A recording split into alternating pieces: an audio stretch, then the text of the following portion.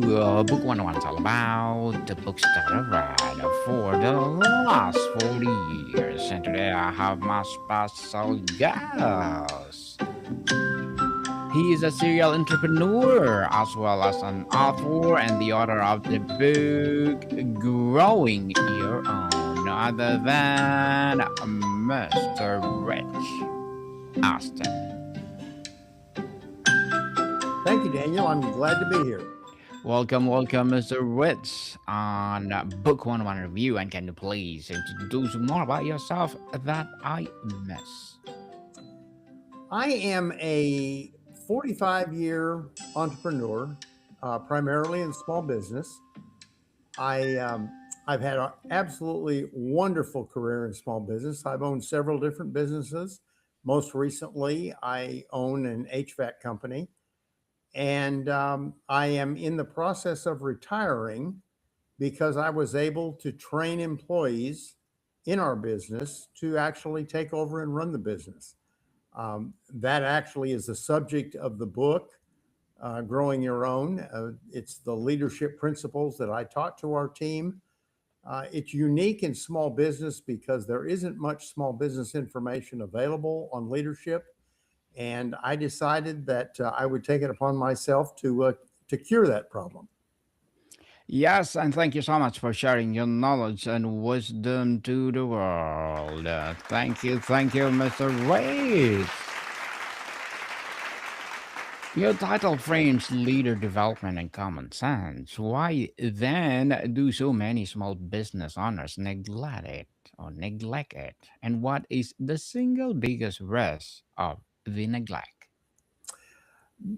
It's not so much neglected as small business is a unique animal. Small businesses are chaotic. Uh, they're generally run solely by the founder. And there comes a time when the founder says, I can't do all this stuff by myself.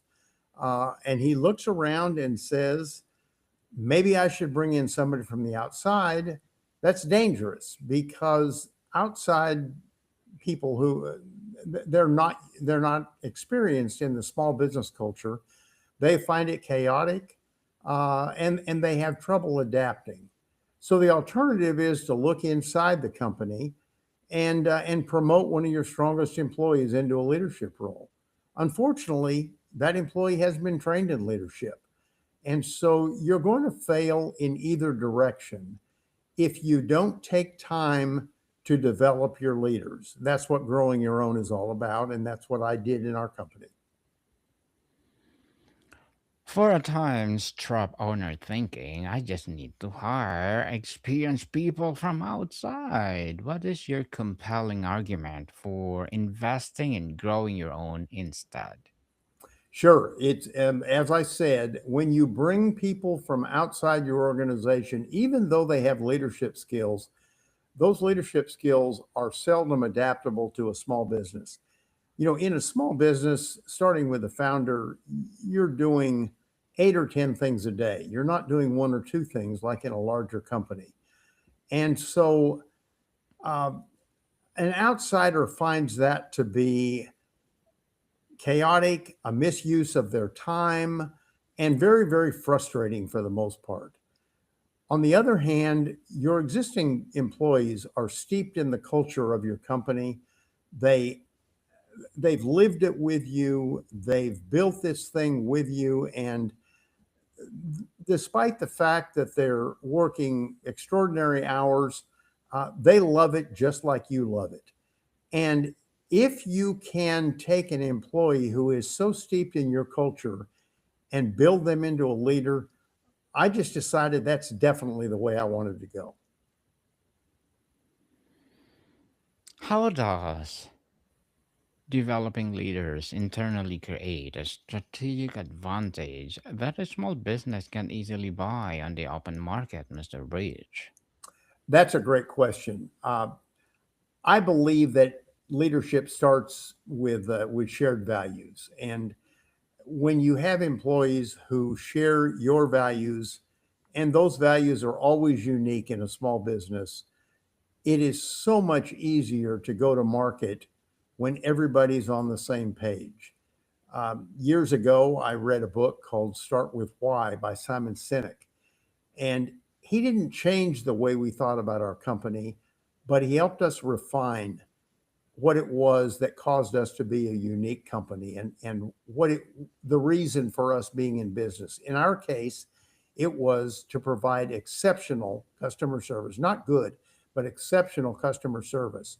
And we did that by empowering and supporting our existing employees. And I find that that's our strategic advantage. Mr. Rich, let's talk about on practical implementation and first steps.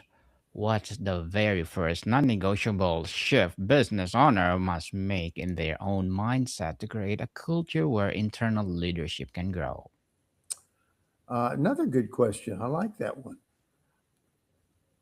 I Thank you. think getting on the same page, number one, but a culture of accountability is probably number two. Another book which influenced my thinking is Extreme Ownership by two Navy SEALs. Um, in combat, which they talked about, the ultimate failure is losing one or more soldiers. When you look at accountability from that standpoint, instead of saying I'm accountable for making profits or I'm accountable for reaching sales goals, it's an entirely different level of accountability. And as the leader of an organization, my accountability is that everything that happens in the organization is up to me. Not that I do it specifically, but I'm responsible for equipping the employees. I'm responsible for making sure they're trained. And when you take that level of accountability, you can't help but lead an effective organization. Mr. Rich, walk us through the initial step of identifying a potential leader among existing employees. Are you looking for specific traits beyond just being good at their current job? No, I think that leaders come in all shapes and sizes, and we're looking for people who are motivated to become leaders. Um, Most of my employees are blue collar employees, and they don't start out thinking of themselves as leaders. But once we talk about what leadership is, uh, then they can make a choice. I either want to work that hard to become a leader or I don't. I'm happy with what I do, and that's okay with us. We can have a lot of non-leaders in the company who make us successful, but those who are motivated to become leaders then need to look at what it is that's holding them back from becoming a better leader. Is it their upbringing? Is it the fact that they never saw themselves in a leadership role? Is it that they lead with emotion? Is it they're afraid of making a decision? Once we identify their weaknesses, it's then fairly simple to begin building those weaknesses into strengths. Mr. Rich, how do you balance giving a budding leader enough rope to learn and grow, but not so much that a critical mistake could harm the fragile small business? Um, I think you give them a little bit of opportunity at a time. So delegation is a difficult art in business, particularly small businesses. I use delegation as a way to test the growth of an employee. I'll give them a small project, one that's not critical to our mission, and see how they perform. If they perform that, then we'll give them a tougher task to do. And you just continually build on your successes until they gain confidence and see themselves as a leader. And it just works. We've done that over and over again, and it just works. On training and mentorship and the owner's role, Mr. Rich, the book promises a common sense advice. What does that look like in practice? Is it more about curated experiences and coaching than expensive or expensive external courses? We did it all internally, and I'm glad you asked that question because it gives me a chance to talk about how we got to writing the book. The I decided that I did not want to sell the company when I retired. I wanted to leave it in the hands of the employees who had helped build it. And so I resolved that I was going to do my very best to make them into the type of leaders that could take over the company and allow me to step back. First, we identified the ceilings that were holding them back. And once we began to attack those ceilings and elevate their performance, um, I reached a point of stagnation and I didn't feel like we were making the progress that I wanted. So I decided that I would write a blog to the management team every 2 weeks. And I did that for a period of 2 years. At first, the blog was enjoyed and was okay, but my goal was I wanted them to start talking about the, the leadership principles contained in the blogs. And so ultimately, we had to force them into talking about them in leadership meetings openly. Uh, Two things happened when we began doing that. Number one, they began printing out the blogs and putting them into binders. And I looked around the company and I said, "What are these white binders that everybody has on their desk?" Well, it turned out that it was the blogs, and they were using the blogs as a desktop reference to remind them of the principles that I was teaching them. Secondly, they used the blogs to hold each other accountable.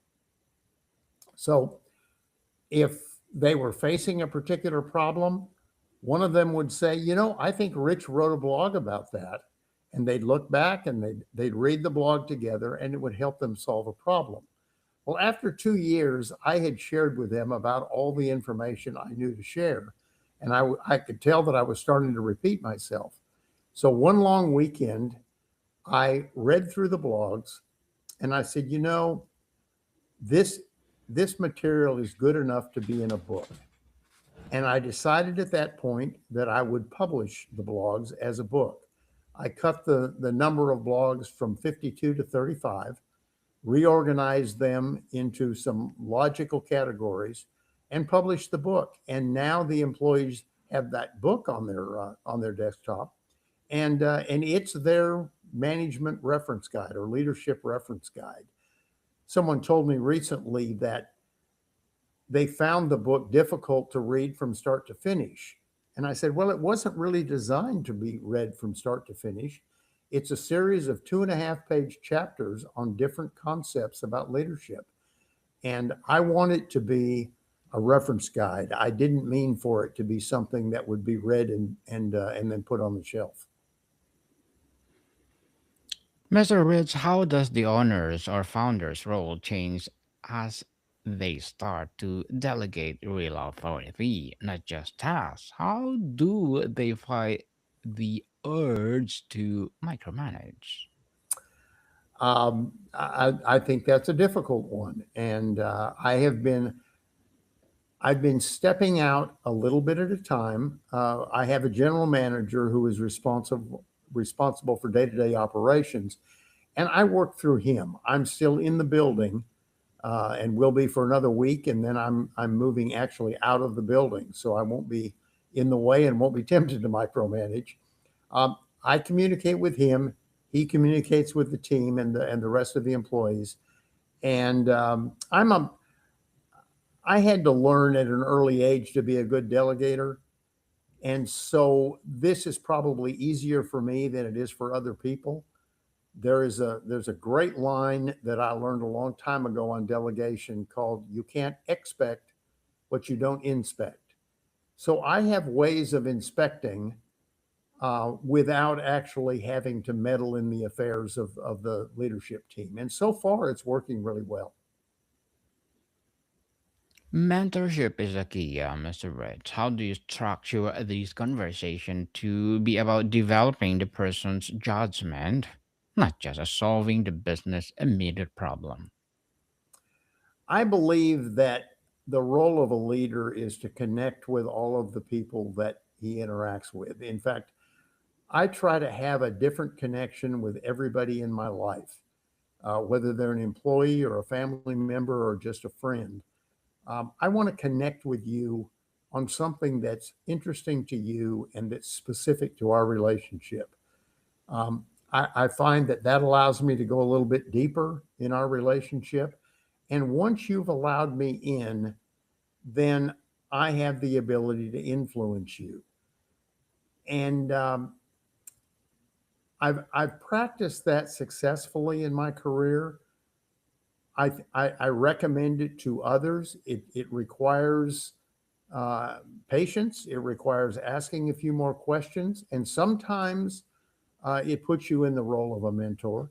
I encourage my employees, all of my employees at any level, to come in and talk to me about anything, anytime. I've advised them on personal matters. I've advised them on financial matters. I certainly have advised them on business matters. But I relish the role of a mentor. Yes, and thank you for relishing those mentors, Mr. Rich. On challenges and pitfalls, what is the most common mistake owners make when trying to promote from within, and how does your book help them avoid it? Well, I think that gets back to delegation. You're either a good delegator or you're not. Delegation is really pretty basic. You communicate your expectations to the employee. You set a timeline. You make sure that when they face obstacles, they come to you immediately, not so you can solve the problem for them, but so that you can advise them or support them in finding the answer themselves. And then when the project is finished, you follow up to make sure that everything was achieved and that they know where they were successful and where they fell short. And if you practice that kind of delegation, then the rest of this stuff comes pretty easily. Mr. Rich, as an author, what are your short term and long term goals as well as a serial entrepreneur? Now that I am retired from daily activities, I'm spending most of my time promoting the book and the training course that goes along with the book. I hope it works out. It was never intended to be a commercial success, but it is a real passion of mine developing leaders in small business, and I hope I get the opportunity to speak and to train and to talk about the book and to work with small businesses in all kinds of businesses to develop the leaders that they need. That would be fun. Failing that, I have a background in real estate. I have a couple of grown sons who are in construction, and it may well be that we get together and do some real estate development. Who knows? Yes, good luck to your goals, Mr. Rich, and looking forward for more success. And what will be your piece of advice for those people that want to be an author as well as being entrepreneur? I'm probably more qualified to speak about being an entrepreneur since I've been one for so long. I just think it has been a terrific experience for me. I've loved owning different kinds of businesses. I've loved interacting with people all along the way. But entrepreneurship is not for everyone. And I'd be very, very careful before I jumped off the edge and became a full time entrepreneur. Um, Being an entrepreneur is a full time, 24/7 responsibility. And it can be isolating. It's certainly stressful, and not everyone is cut out for that. So I'm not trying to discourage people from being entrepreneurs, but I want them to understand it's not all success. It involves failure as well, and I certainly have experienced that. As far as being an author, I was an accidental author. I don't know that I would ever write a second book, but I have enjoyed this process, and I sure look forward to sharing the book with as many people as possible. Well, thank you for that advice, Mr. Rich. And can you please recommend a book or books that influence your journey? The book is Growing Your Own. Mm-hmm. The website is growingyourown.net. And I have been most influenced by the books I mentioned, um, Extreme Ownership and Start With Why. I think those are two books that are absolutely essential for any leader. Yes, and thank you for that recommended books, Mr. Rich. Your book suggests this is how a small business scales sustainably. How does developing leaders free the owner to focus on the context stage of the company's growth? Well, every founder in a business is good at several things and but not good at everything. And so when an owner is doesn't have anybody to delegate to, they wind up doing a lot of things that are not in their wheelhouse. So as soon as you have somebody that you can delegate responsibilities to, it allows you to focus on those things you're really good at. Most founders are good at things like vision, uh, maybe finance, uh, certainly marketing. And the more you can concentrate on those things and let somebody else handle the operational aspects of your business, the faster your business can grow. Mr. Rich, before we wrap up our discussion for today, I'm inviting you to please do listen to my other podcast, people. My other podcast, because my abstract essay is already in fifth season, abstract poetry in second season, my book 101 review in fifth season too, comedy 101 in second season, and my food 101 in sixth season as well. Geography 101, love letters, movie 101 review, music 101 our fourth season. Science 101, Sex 101 in its second season, and my baby podcast, Mental Health 101, Law 101, Bible Verses 101, and Entrepreneurship 101. Please listen to them wherever you listen your podcast. So, Mr. Rich, will you be my guest on Entrepreneurship 101? And let's talk about business mindset. I would love to. Yes, looking forward for our second episode. Ultimately, is growing your own leader is more about building a better business or about leaving a lasting legacy as an owner. What have you seen it to become? I'm sorry, I didn't understand that. Yes, so ultimately, growing your own leader is more about building a better business or about leaving a lasting legacy as an own. What has been seen it to become? I'm not. That's an interesting question. I'm not sure I have a good answer. For me, leaving a legacy is important. I'm pretty late in my career, but I just would love for other people to train up leaders in their company. I think it's good for the company, but I also think it's good for the employees who never thought they would become leaders uh, to get to function in that role. So maybe it's more legacy.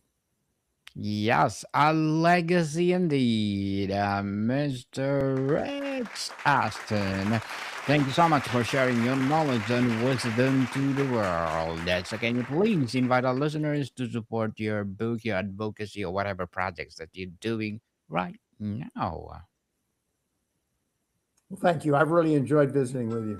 Yeah, so where do people can buy your book, Mr. Rich? Growingyourown.net is the website, or they're welcome to contact me directly at rich@growingyourown.net.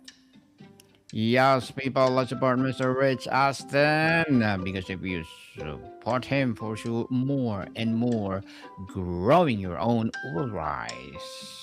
So, Mr. Rich, looking forward for our episode, our second episode on Entrepreneurship 101. Modicum people, see you soon.